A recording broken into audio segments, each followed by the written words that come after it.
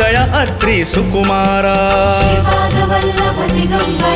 दत्तदया घन दयावरा पद्मकमण्डलु गदाधरा त्रिशूल हे शोभेकरा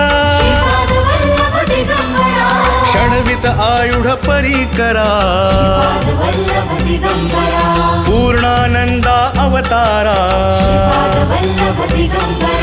शुभस्म रुद्राक्षाभरणा भवभय दुःख निवारणा